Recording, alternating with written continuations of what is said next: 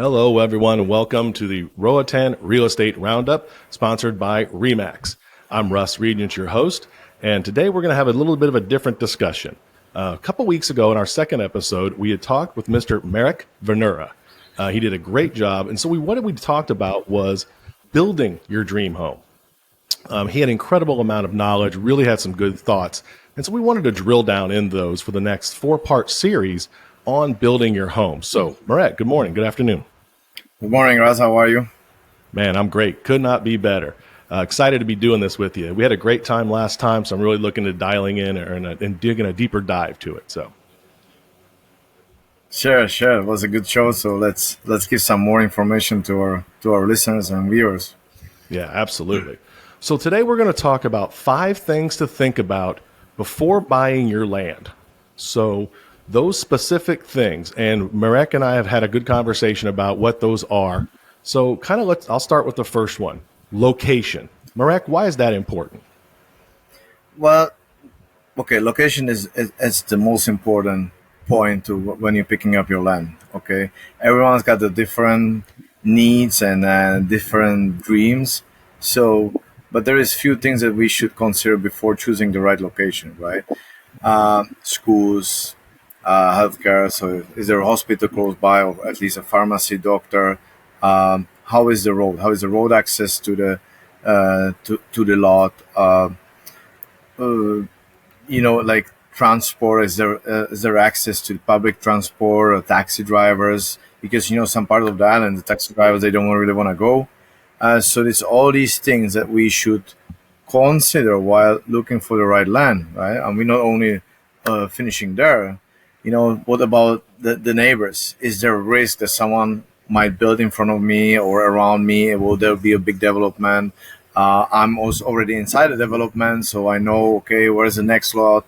What are the restrictions of the build inside the development, and then stuff like this. It might affect me, not necessarily the first few years, but it might for sure affect you on a long term.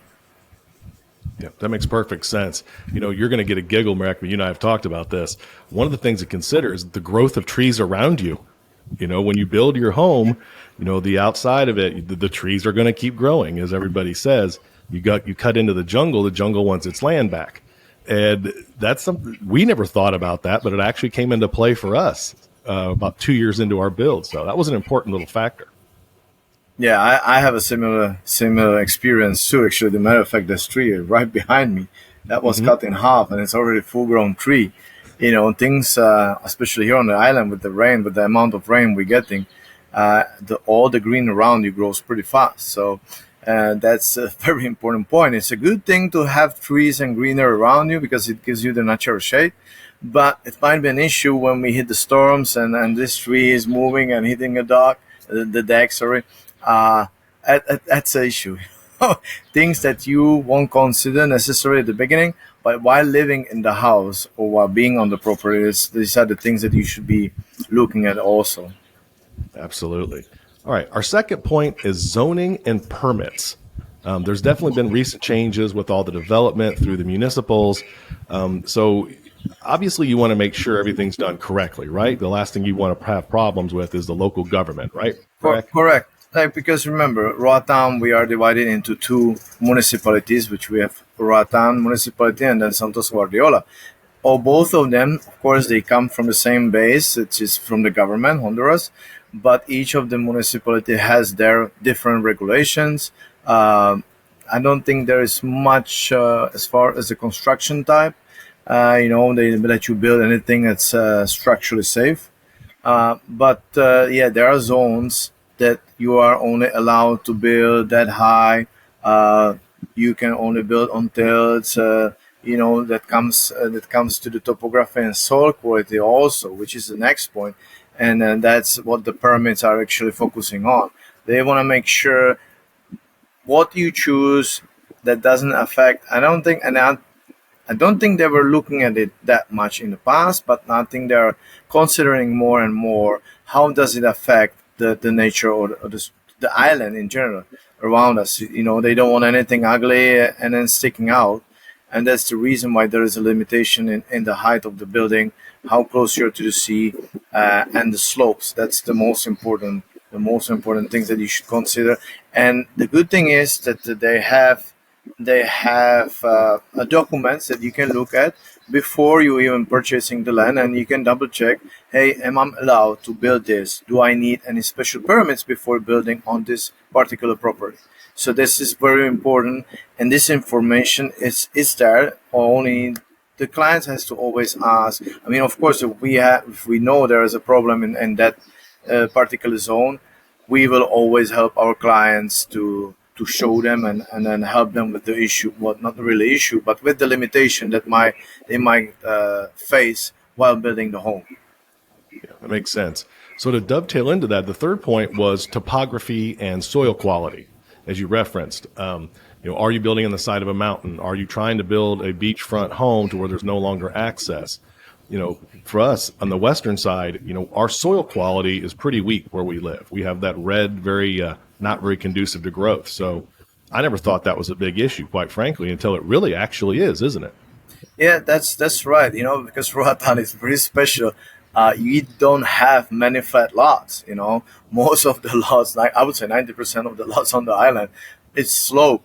Comes from the gentle slope to really, really steep places. Honestly, where I come from, we don't see houses on tilts like we have here on Roatan. Sometimes it's crazy, the 30, 40-foot tilts that you have your home on, and you're expecting that to be safe or stable. It is tricky. So you guys have to very consider. I mean, sometimes you get a good deal, but if there is a too good deal, maybe there is something behind it. Your building cost might rise up just because of that. And so I always telling them, okay, yeah, this is a good price. And when you're comparing the lots, compare them also with what you want to actually build, because it might get double the expensive what you expect. You don't want a big ranch style house on a 35-foot or a 35-degree slope. Well, it's possible here in Roatan, apparently. Exactly. Too funny. All right. Our fourth point was utilities access. Obviously, water, RICO, sewage, etc. Yeah, it's always easier about utilities if you are inside the development. That most of the time, or it should be that way. That the developers already have that figured out. So there is a piping right on the border of your lot for water. There is piping for the electricity that you can hook up easily, and also internet connection. If you are somewhere in the jungle in the middle, that might be a very huge cost that you didn't think of at the first, because there's a power everywhere. Yeah, well, not really, and that's how you're gonna bring it. Because remember, if I have a lot far away from the electricity, I'm gonna have to run lines. The lines gonna how am I gonna get them? Is it gonna go over someone's property? Do I need special permits? How much is gonna cost? How much lines do I have to? Can I go underground? Because sometimes you can't do underground. You have to go in the air. So you're gonna have to purchase poles and all this. With water, you can get away a little bit because here we got a lot of rain. You can build a nice size cistern, and that way you will make it through the dry season. Plus, they deliver water pretty much on a daily basis, so that's not a big issue. And then the last one that you really need to be careful with, especially planning to move to Paradise, you maybe still need to work from home, so you want to have a good internet connection. So see what other providers are available in that zone or in that area. Where is the closest connection point? What's the quality of the internet connection that the provider gives you? So these are all the information that you need to consider while choosing your land too. That's brilliant. Good advice. Really good. All right. Our last point is something that I think a lot of us really want to take advantage of, and why we're here: natural hazards, natural disasters, and the climate. I know a lot of us are happy down here. We tend to be out of Hurricane Alley, which is obviously very nice, but there's other things to consider. Correct. We are luckily not getting hit by these hurricanes, but they pass close by and they attract some not very nice weather. So the amount of rain sometimes we get with these northern storms or with the hurricane passing by, it's ridiculous, and it will affect your home or your foundation, or the lot that you choose from. So you need to make sure how is the water running. So look at these things too. So visit maybe in the rainy season, see where the water running through your property. The natural run of the water is usually the best one. So breaking that and trying to relocate it somewhere else, that might be expensive, and also only a temporary solution. So you need to be very careful with that. Also, when we have the northern storms, the on the north side of the island, the water level rises. So if you are too close to the beach, make sure that you are protected, and the water doesn't enter into your property, into your yard, or even into your home. On the south side, the issue is not as high, but on the north side, on the north shore, we have issue with the really strong winds, and with the water level rising quite a lot.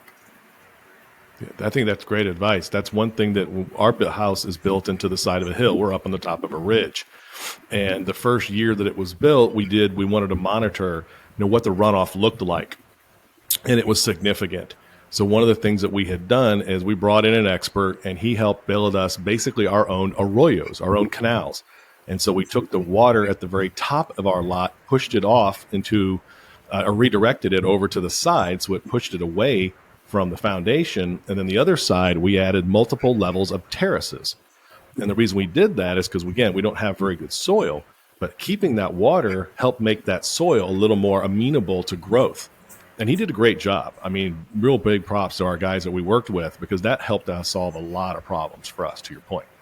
Yes, exactly. But you also know that the cost wasn't insignificant. That Right. it can be very expensive, but it's something very necessary to protect your home or your property. Yep. You brought up a good point prior in our last conversation. Be prepared for the small things, economically, budget-wise, and mentally. And I think that was one of the things we weren't prepared for, but we were prepared for. We were kind of down the middle. But you're right. That cost was an unexpected cost, and it wasn't very much. And it was definitely worth it because we wanted to stay out of any sort of foundational problems. Correct. I agree. Awesome. Well, Marek, thank you very much for today. We had a great show. Just in closing, everybody, a couple things to think about: location, zoning and permits, topography and soil quality, access to utilities, and of course, natural hazards and our climate change. These are some of the things that definitely think about prior to purchasing your land. So when you have good questions, when you're ready to do a discovery meeting, don't forget to reach out to Marek Vanura. He's over there at RE/MAX, and he'll definitely walk you through the process. Marek, thanks for taking the time. All right. Thank you, Russ. And I'm here, guys. Just give me a call. Awesome. Good stuff. Thanks, guys.